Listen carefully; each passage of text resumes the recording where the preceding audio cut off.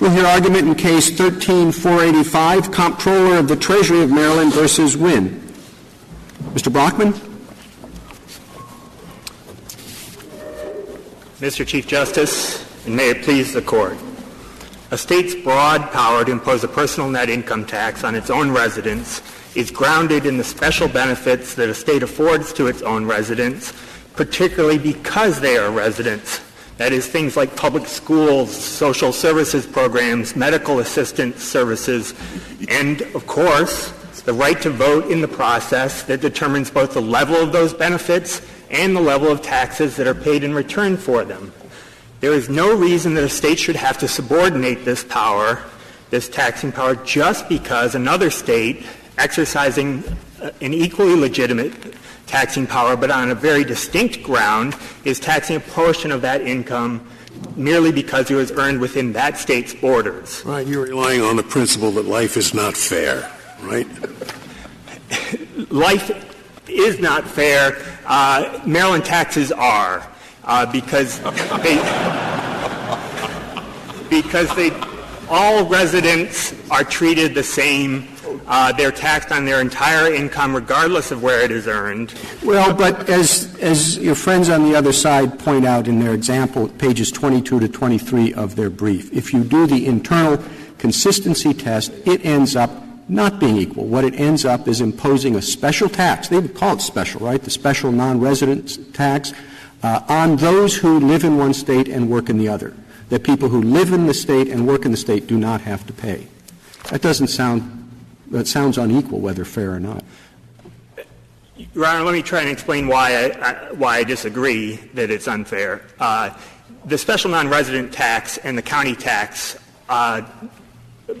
both apply, one to residents, one to non-residents. One has been upheld, the special non-resident tax, as a complementary tax to the other. But we can abstract from all of that, because our position as a constitutional matter is that Maryland is not required to provide a credit at all. So it would be just as accurate to do the math this way. The special non-resident tax accounts for 0.6% of total personal income tax collections, both resident and non-resident, combined, state and local. If we said instead there's only one tax, it's a state income tax, and you may take a credit up to the lesser of what you paid the other state, or 99.4% of what you would have paid to Maryland, whichever is lesser, we would have the same result. Well, but that's the case now. But if we uphold a situation where you charge a special non-resident tax in a way that is a special tax on people who live in one state and work in the other, then you're free to raise that to whatever amount you want. The fact that it's a smaller amount now doesn't, if we say it's okay, then you're free to raise it. Well, I don't think we are, Your Honor. It's been upheld by the Maryland courts because it's complementary and it's set at the lowest rate that any county resident pays. Well, it is now. Do you think could you increase the special non-resident tax beyond the lowest rate that the county tax is? I don't think we'd try. We believe, I think the reason it's set at the lowest is because we did not want to be in a situation where we were discriminating against non-residents who are entitled to privileges. Look, to be specific, if you live in California, you have a hot dog stand in Hawaii. All right? It has $1,000 income. It comes back to California. You pay 13.5% California tax. Hawaii wants to charge another 12%. So you're paying 25%.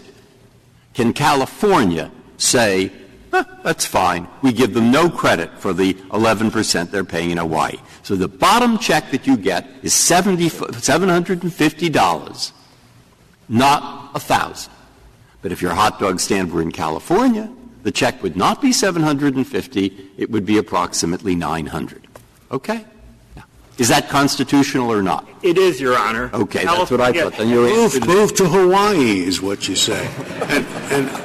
And a lot of people do that for tax reasons. That's right, Your Honor. The Wynnes are our citizens, though, and we prefer that they express their preferences through voice, not exit. What is your best case that you can rely on for your answer to Justice Breyer? What's the best case you can cite? Complete auto? I don't think that works for you. I wouldn't cite complete auto. No, I wouldn't if I were you trying to justify the answer either. What would you cite? What would your best cite be? I might start with Jefferson Lines because it demonstrates that there are situations where only one state can claim to be taxing a value on the specific basis it is taxing it on, but many other states can be taxing it on a different basis. That results in multiple taxation of the type that we're talking about. By hypothetical, the basis is identical. It's called an income tax. Okay? And they run it in both states the same. And the problem that I would like you specifically, and you are addressing with Justice Kennedy, is what California says, open your hot dog stands in California. You go and open them in every other state and any other state, but particularly Hawaii, you will pay $125 more in income tax, not some flat other thing, not property tax, not some other kind of tax, in income tax. Okay. Now, that's constitutional because? Because California taxes the income from hot dog stands without regard to where the hot dog stand is located. The additional tax burden there is a result of the combination of two states' taxes, Hawaii's and California's. Well, and it can't be said. The question is not whether California can tax the income of its residents wherever they make it, or whether California can tax all income earned within the border of California. The question is whether it can do both. And that's the question with respect to you. Can you tax all income earned within your border, whether by resident or by non-resident, and also tax income earned by your residents in other states? The tax economist brief points out that what you've done operates exactly like a tariff, because it provides an incentive to earn income in Maryland and not outside of Maryland. Now, do you dispute that as a factual matter? And if you don't dispute it as a factual matter, why shouldn't this tax system meet exactly the same fate as a tariff? I don't dispute the mathematics. They lose me when they switch from tariffs to income taxes, but I'm not an economist. The difference, though, is that we're talking about the effect of two states' taxes. Now, they've talked about two states' taxes by using what they call a heuristic device of hypothesizing that the other state has the exact same set of taxes. Fine, we can do that too. But the point is that it's the combined effect. That means that Maryland's taxes, the validity of Maryland's tax, will turn on how another state exercises its taxing power. Yeah, that's every state. That's my problem, Liz. I don't understand why it is that California has to yield in this California-Hawaii situation. Why is it that the state that taxes all the income of its residents has to yield, rather than the state that taxes all income earned in the state? Why can't you just as well say, Hawaii shouldn't be able to sock on an addition? Well, there are good reasons. I mean, as far as fairness is concerned. Now, maybe it doesn't work the same way with respect to the imaginary negative commerce clause. But as far as fairness is concerned, I don't see the difference. Your position is that the residents, the domicile, can tax worldwide income, period. And I think everybody agrees with that. The question is, does the domicile have to give a credit because somebody else is also taxing it? Do you stop having the power to tax worldwide income because other states may tax on a different basis? I think that is the question, Your Honor. Must the state yield to another state's taxation of a portion of that income, but on a very distinct ground, a territorial ground? The argument that state would make is, well, we think you earned it here, and if you did, we have a right to tax it. Our argument with respect to our own residents is, we think you live here, and the Wynnes indisputably do, and that you benefit from the same privileges. I'm sorry, Your Honor. Well, I was just going to say, it's not a question of yielding. The way you test under our precedents whether one state has to yield or not is to say, well, let's suppose each state does exactly the same thing. Neither one is yielding. And as indicated earlier, the example in the respondent's brief is that if each state did what we're talking about, people who work in one state and live in another would pay higher taxes overall than people who live within one state and work in the same state. And that sounds to me like a tariff. Well, perhaps this is another way to address the internal consistency analysis and demonstrate why we think it doesn't do very much good analytic work here. If you take just a single sentence in one of this Court's opinions in Curry, income may be taxed both by the state where it is earned and by the state of the recipient's domicile. Flunks internal consistency, that's it. If you add the feature that there's a credit or not, that's the issue here. And if, as in Chickasaw Nation, that the offering of that credit is understood correctly as an independent policy decision that states make and is not of constitutional magnitude, is not done as a matter of constitutional compulsion, then the internal consistency problem remains.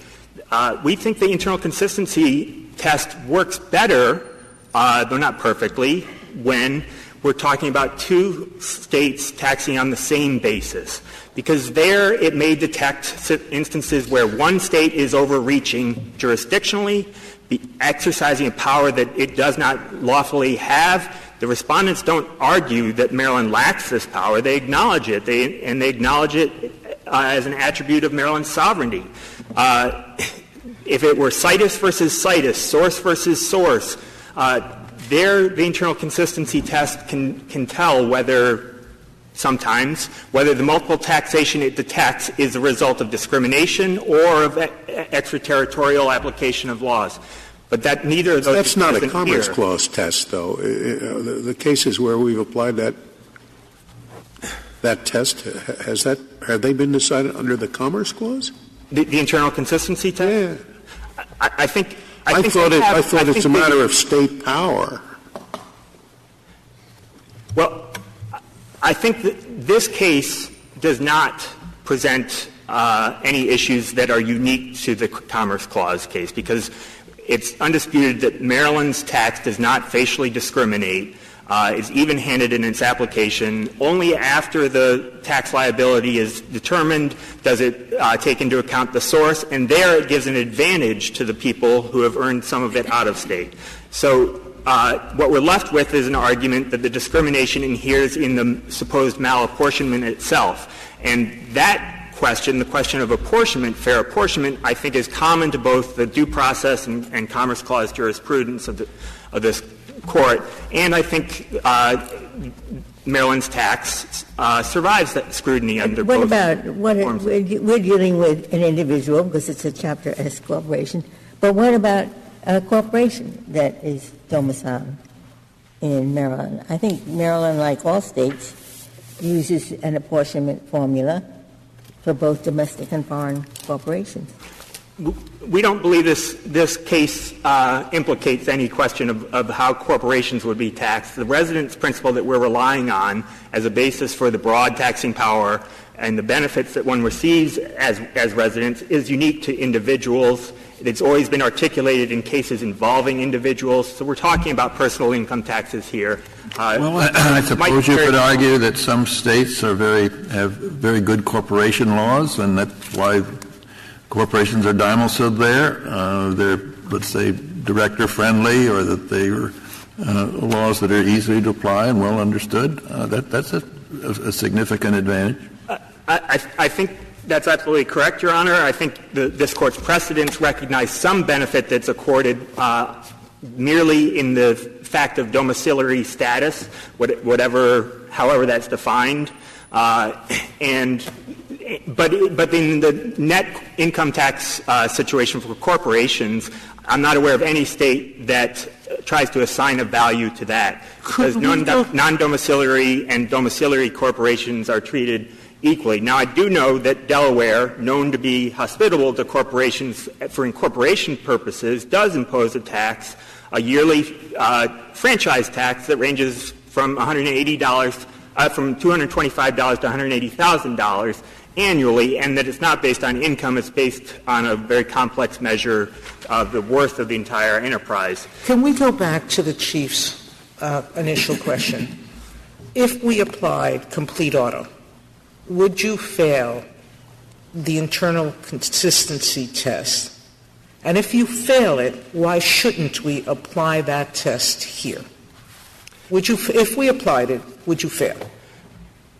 I don't believe we would, because I think the proper construction of that test in this situation asked about the internal consistency of the rationale that Maryland is advancing. That is, are we being consistent in our structuring our tax so that it reaches residents on their entire income regardless of whether it's earned? I must say, I am confused about what this case involved. You argue, and I find it surprising, that it involves both the Commerce Clause and any other constitutional prohibition. Okay?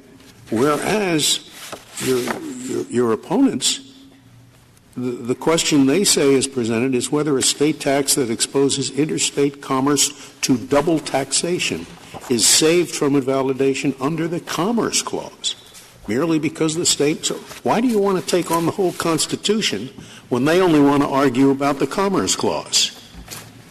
Your Honor, I thought it was the latter that the case involves. We'd be willing to defend it under any provision of the Constitution, but Your Honor is absolutely right.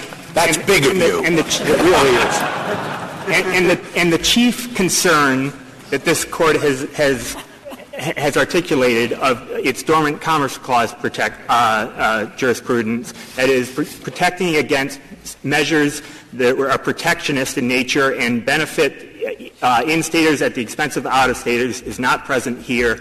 There is no discrimination or extraterritorial overreaching, and the tax is valid. Thank you, counsel. Yes. Reserve.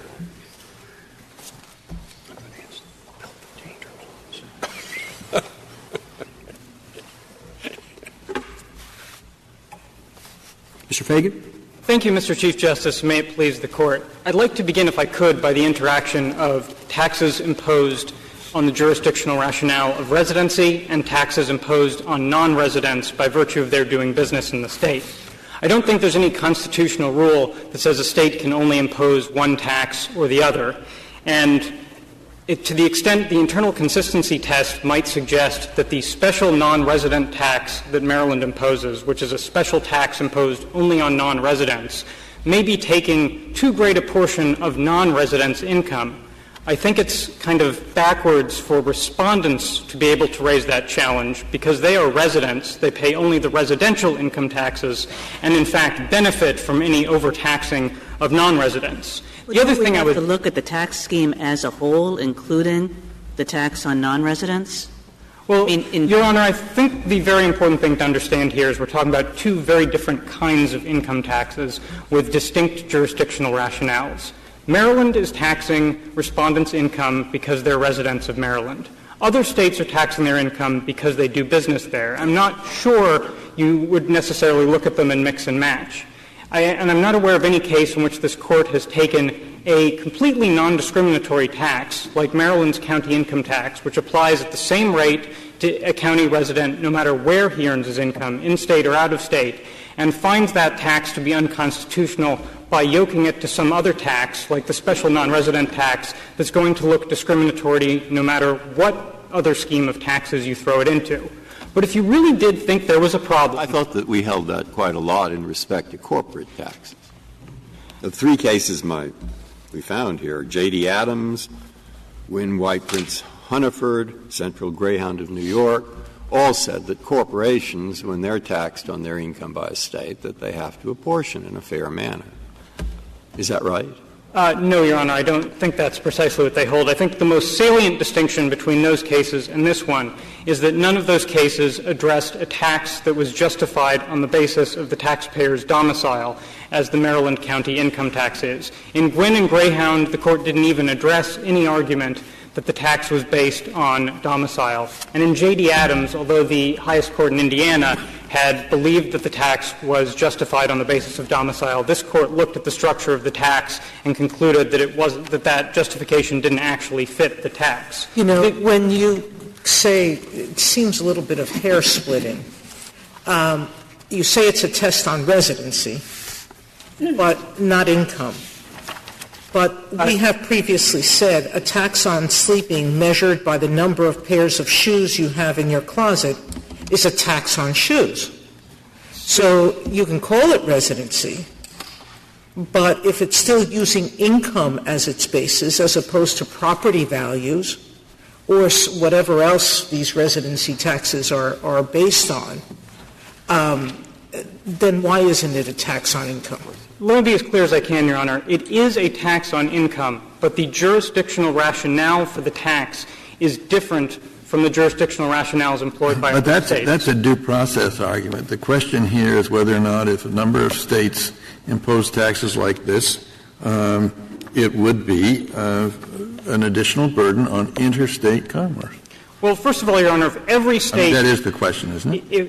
Yes. I think that is part of the analysis of the question. But if every state enacted an income tax that looked exactly like Maryland's county income tax, that applies at one uniform rate no matter where income is earned, every U.S. citizen would pay income tax at the exact same rate no matter where they earned their income. Except if they also imposed a special non-resident tax, then that changes the whole scenario. That's right, Your Honor. In addition to what I said to Justice Kagan about that earlier, let me add a further thought, that if you really thought there was a problem with the interaction of resident and non-resident taxes, then I think it would probably be much more logical to locate the problem in the non-resident tax rather than the resident tax for three reasons. First, the non-resident tax is the only one that's triggered by economic activity that crosses state lines. Maryland's county income tax applies whether the business is done in-state or out of state.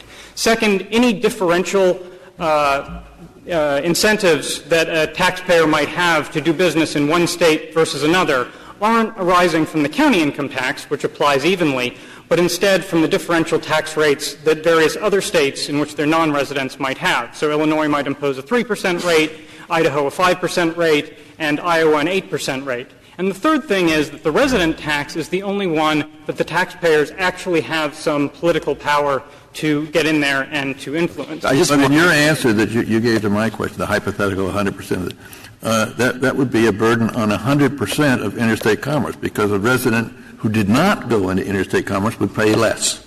So there is a burden. All you're saying is that, well, if there's going to be a burden, it could be a great big one.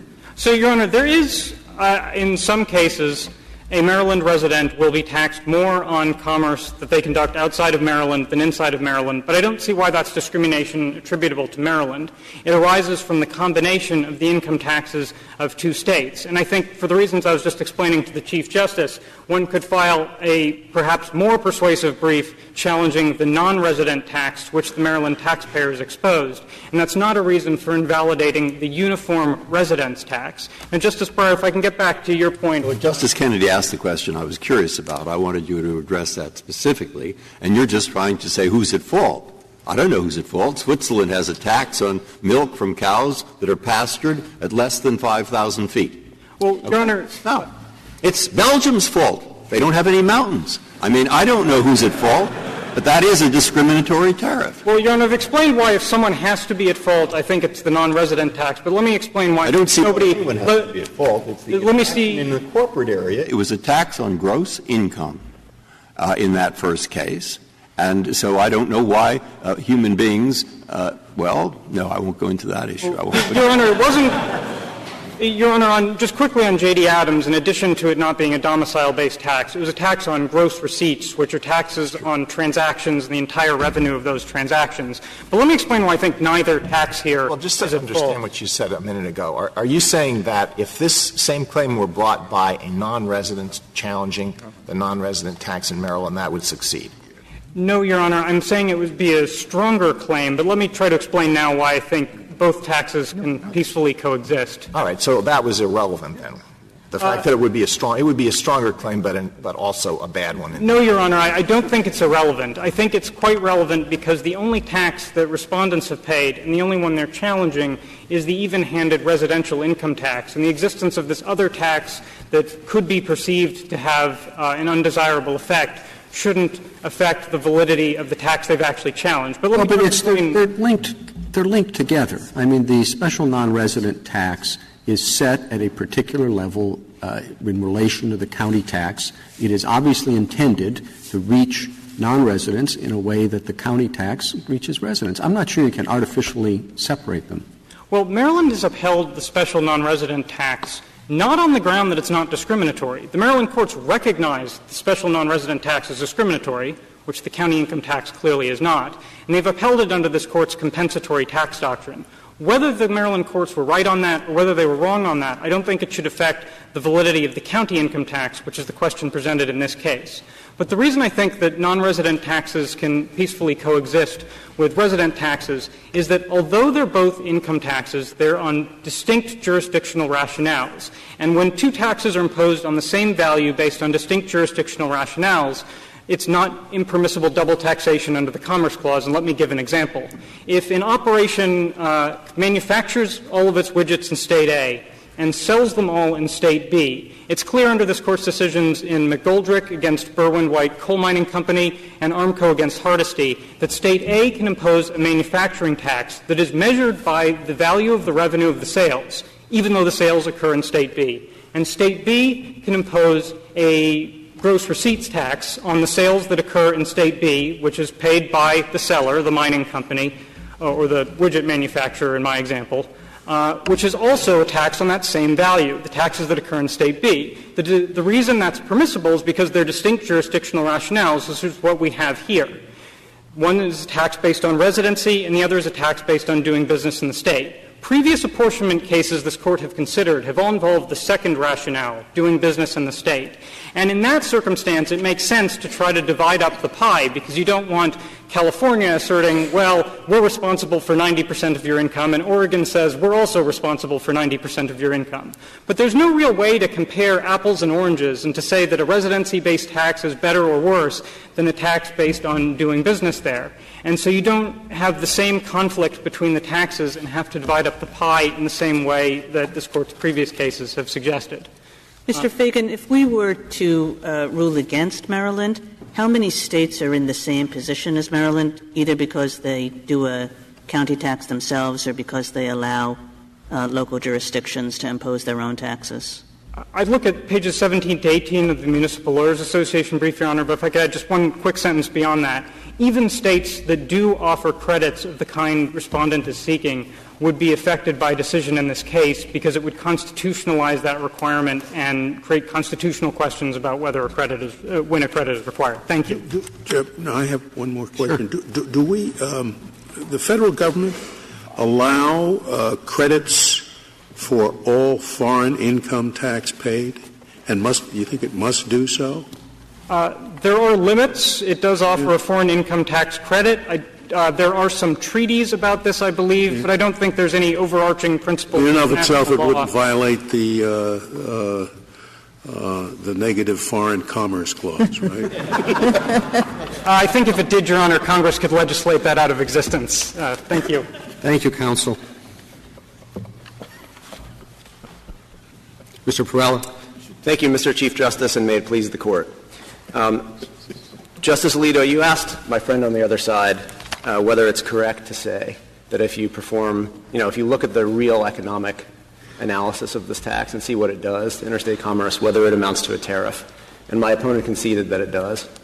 A tariff is the quintessential unlawful tax under the Dormant Commerce Clause. And I'd like to illustrate why by pointing to Justice Breyer's hot dog stand. Again, as my opponent on the other side conceded, a small business like a hot dog stand could operate in two different states. It might not be California and Hawaii, but wherever it might be. And it would be exposed to 100% double taxation. The only limitation would be the rate that the state chooses to set on that. And that would apply, and I would point the Court to page 5 of the Council on State Taxation brief. That would apply to 90% of the businesses in this country. When you do business in California and you live somewhere else, your hot dog stand is going to be subject to pretty high property taxes. It's going to be subject to special use taxes. It's going to be subject to taxes that they have for one time to finance the schools. It's going to be subject to okay? And so what they're really saying is, nobody claims that California can't do that and Maryland can ignore it for purposes of their income tax. It's tough to do business in California, according to some. Not the Californians. But nonetheless, this is just one more burden that you have to suffer.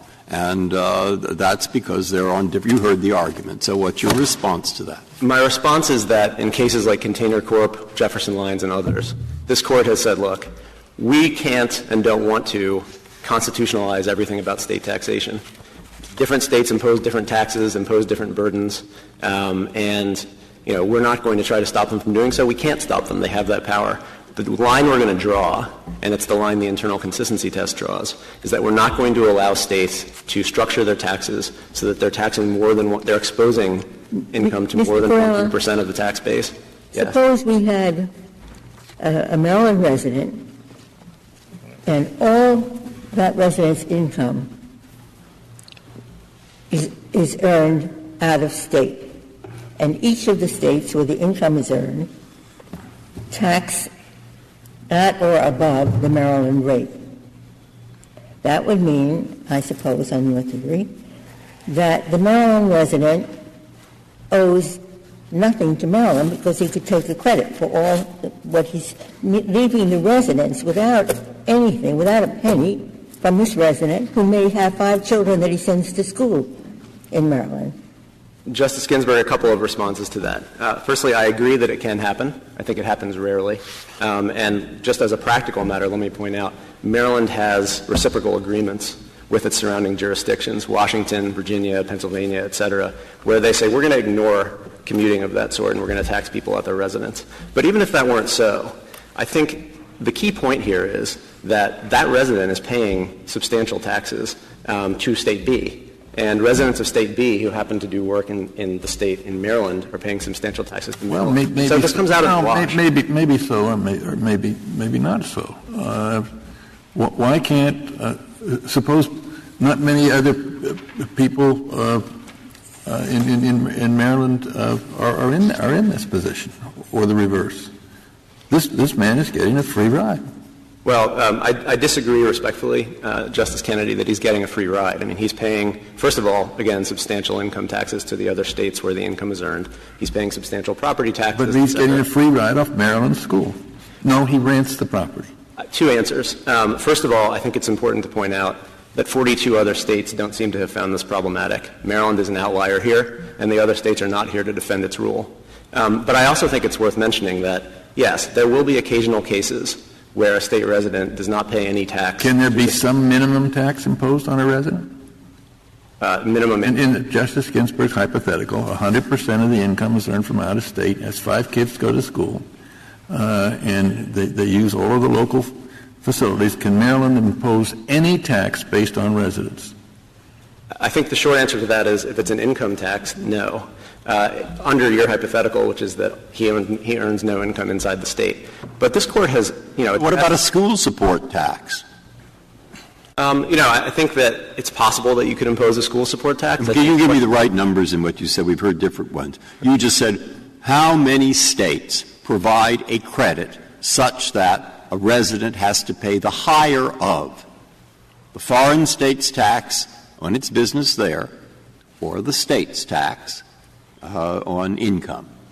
You said 40 states impose some kind of credit like that? No, Justice Breyer, to be clear, every other state has a credit, a full credit, unlike the one. So every other state, how many are the every other state? 42 states. 42 states. Yeah. How many states are in the position of Maryland where they don't impose a credit, where they do not grant a credit for some or all of the income? 0. Wisconsin has a limitation on its credit, as one of the topside briefs points out. The limitation has to do with whether they credit taxes paid to localities in other states. But Maryland is the only state that limits its credit in this way. Well, don't some states allow localities to impose taxes that do not give a credit? So, for example, the New York City income tax would be the classic example of that? Yes.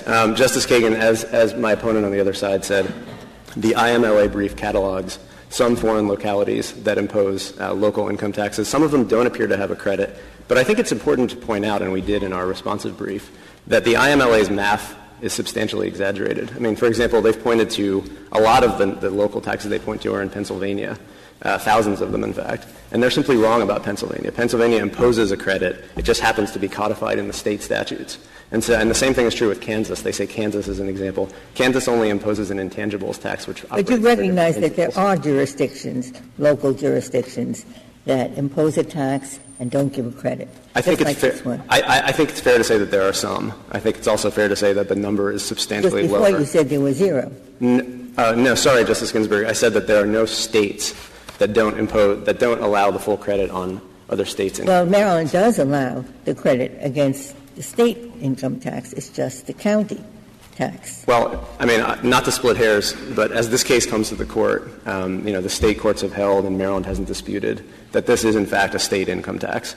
The court held that in the Fry case in the Maryland Court of Appeals. But the lion's share of it would be this state part, not the county part. And on that, Maryland does give a credit. I think the key point here is that if you conceive of this all as a state tax, which is how the Maryland law stands and how the case comes to the court, what Maryland has done here is say, we're going to arbitrarily cut our credit essentially in half. We're going to give you half the credit. Now, some of the topside briefs, the IMLA brief, for example, make an issue of that. They say, hey, this is just a rational compromise. We're going part way. But the rule Maryland suggests is not a compromise. The rule they suggest is you can impose complete double taxation. And it's a rule — Mr. Perley, you're not saying that we have to or that we should establish a priority rule as to different taxing schemes, are you? You're not saying it has to be source-based over residence-based or vice versa? I think that the holdings of this court in Standard Oil, Mobil Oil, Central Railroad are that in a situation where one state is taxing on the basis of residency and the other on the basis of source, it is the state of residency that yields. So you are saying that that's the priority rule? Well, I'm saying that in the case where there is the risk of overlap, yes. Now, the other side has construed our brief as saying that we're requiring apportionment, right? The whole point of their reply brief is, how can it be that the due process cases say you tax everything wherever earned, and the Commerce Clause requires you to tax nothing outside the state? I want to just be clear that that's not the rule we're suggesting. Well, let me ask you, suppose we were to say that what Maryland is doing is not okay. But then states could choose. Some would do a source-based tax, some would do a residency-based tax. If you had a situation like that, it seems it could lead to double taxation in exactly this kind of way. If you were living in the wrong state and all of a sudden the combination of one state having a pure source-based and one state having a pure residency-based tax was going to lead to double taxation. Why is that any different? So I think that if you had that situation, and of course you don't because all the states do this the same way, but if you had it, I think there would be an argument to be made that that tax would be unconstitutional because it would produce massive double taxation, and this, the court has said residence yields in that situation. But I want to be clear that this is a much easier case. Here we have a situation where the tax is simply not internally consistent. And Justice Sotomayor, to answer your question earlier, there's no way to argue that it is. And Maryland to this day refuses to actually apply the test. But it's only internally inconsistent because of the special non-resident tax. And your clients don't pay the special non-residence tax. So why should we worry about it in this case? The reason you have to worry about it in this case, and let me say, Mr. Chief Justice, there are other ways to rule in our favor without doing internal consistency. But if that's the approach that you take, the only way the internal consistency test makes any sense is if you look at both the residence tax, the inbound tax and the outbound tax, because the whole point of the test, as the economist brief points out, is to look at what happens when two states have the power to tax, one on the basis of residence and one on the basis of source. So to suggest that you would only look at the inbound piece makes nonsense of the test. That's not how it's ever been applied. I'd like to resident, you're not disputing the proposition that the state of residence can tax worldwide income, can impose an income tax on its residents worldwide, wherever they earn it. You're not questioning that proposition. I'm not questioning that as a matter of due process. Well, as a matter of what? Would you question it as a matter of the Dormant Commerce Clause, that the state of residence can tax worldwide income? Would I question it as a matter of the Commerce Clause? I think that the gravamen of our position, Justice Ginsburg, is that states have the raw power, right, putting aside all their factors and all other states' taxes, to reach their residents' income wherever earned. But the Commerce Clause operates to force them to structure their taxes in a way that avoids double taxation. Now, there will be — But then what you're saying is they don't have the power to tax worldwide income. No. If another state has a tax based on source. So the going-in proposition, they can tax worldwide income, is subject to what other states do. And if other states have a tax, then the resident's state has to recede.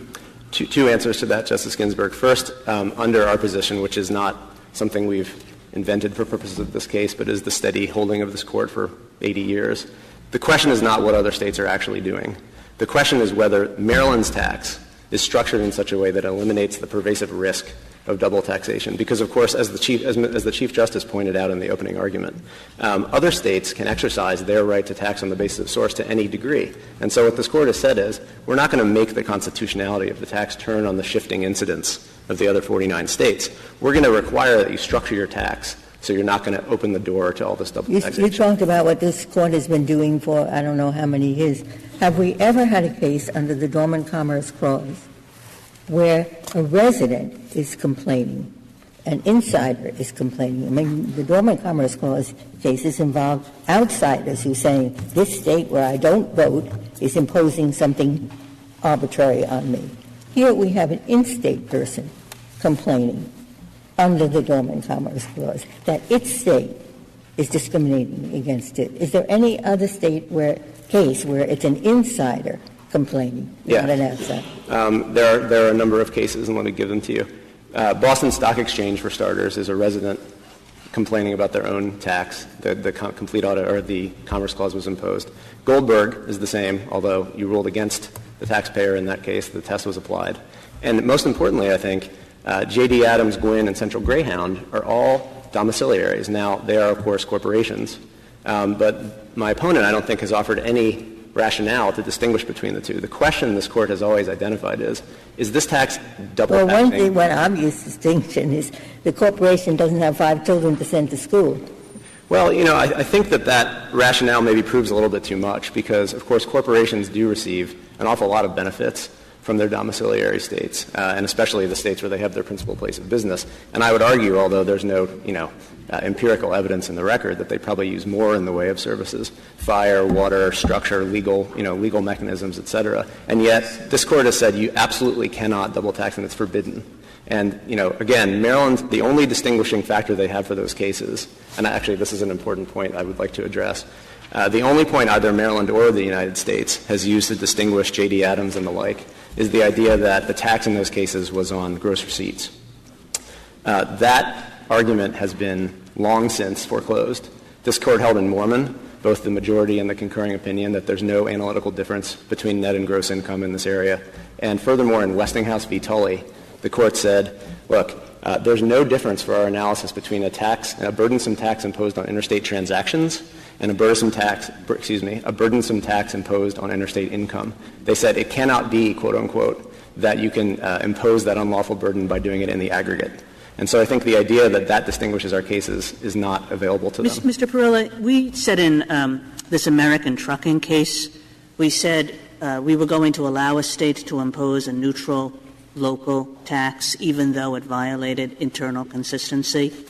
Why shouldn't we see this as pretty equivalent to American trucking? In other words, a state saying, we're going to impose a small tax to ensure that you are paying for some of the very basic services that we provide? Well, I guess several responses, Justice Kagan. First of all, there's nothing small about this tax. Maryland is imposing, by their own lights, $50 million in double taxation on its local businesses annually when they operate across state lines. Well, I'm sure that if you aggregate the American trucking tax, it was a lot of money, too. Maybe. The distinction that Justice Breyer drew for the Court in that case was that in American trucking it was a fee. It was a flat fee, and it was imposed only on intrastate transactions. He said no interstate transactions, no interstate commerce appears to be at issue in this case. In this case, by striking contrast, Maxim, the S corporation that earned this income, operates essentially in every state in the country. And, of course, under S corporation principles, the income that the Wynnes earn through that is pass-through income just like a partnership.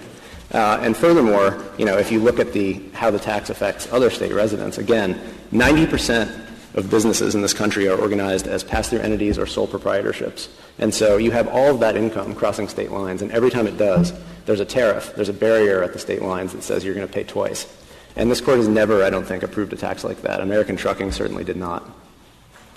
I'd like to mention a couple other things. The IMLA brief and Maryland's reply brief suggest that if you accept our position, Maryland has no choice but to make its tax code more regressive.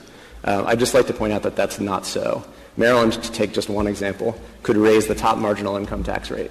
to close the gap. That would impose the difference only on, higher income citizens, and it would not double tax anyone.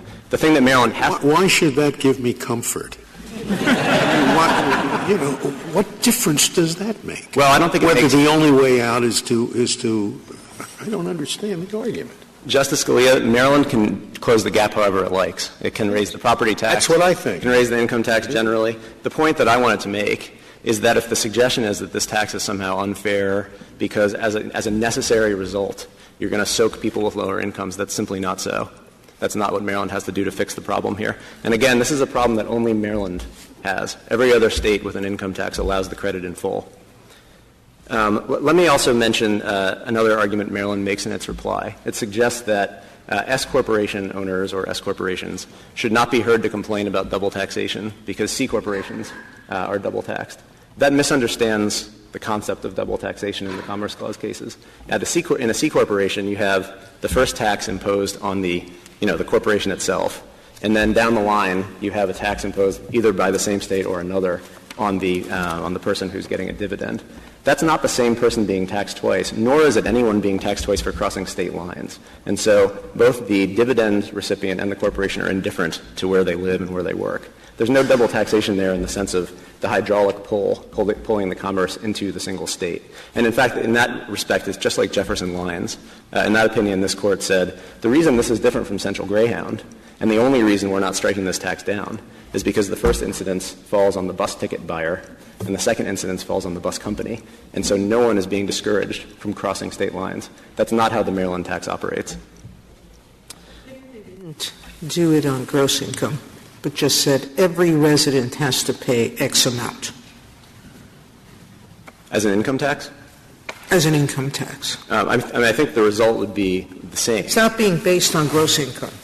It just says every resident has to pay $1,000. Right. Justice Sotomayor, I think the result would be the same because, and as I stand here, I'm thinking about this, I believe it would be the same because the question would be, as the Chief Justice points out, is the tax internally consistent? And, that sounds obscure, but all it's really saying is that tax creating a risk of pervasive double taxation for anyone who does interstate commerce? But why doesn't Justice Sotomayor's hypothetical, isn't it exactly the same as the American trucking hypothetical?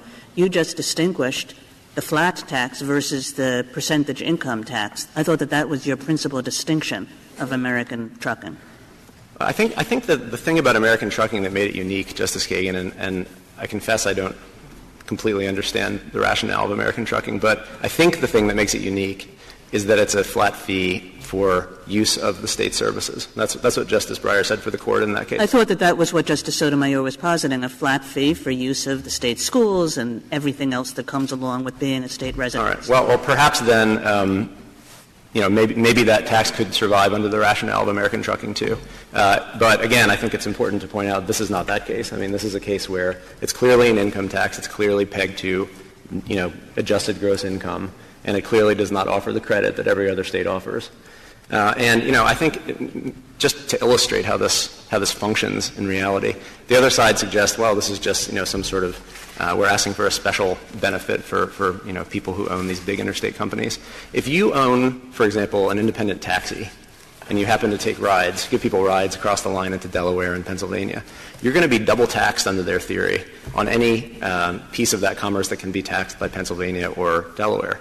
Whereas the exact same operation that happens to be an incorporated bus company could not be constitutionally double taxed. Yeah, but, there's an inequity either way. The inequity on the other side is you have two neighbors side by side. Their kids both use the school. One of the neighbors makes most of his income out of the state, and you want to say that would not be taxable. Whereas the other neighbor makes all of the income in the state and pays a very high tax. That's not fair either, is it? Three responses, if I could, Justice Scalia. First response, as I mentioned earlier, it's going to work the other way as well. Right? If you look at this across 50 states without state lines, as you're supposed to for Commerce Clause purposes, people who are non-residents are going to be paying taxes into the state. Secondly, even if there is some inequity there, the lodestar of this Court's Commerce Clause cases has always been that whatever else you do, you can't create the substantial nationwide risk of double taxation. And so that has to be the first principle. That's quite interesting because New York City's normal population, I think now it may have gone down to 7 million, but out-of-state residents that come in are 25 million a day who work in the city. So New York, 7 million pays for those 25 million. I'm not totally sure how the New York City income tax regime works, Justice Sotomayor, but I think the point I was driving at is, states have different policy preferences. They want to have a tax on this and a tax on that. It's almost always permissible. What's your third?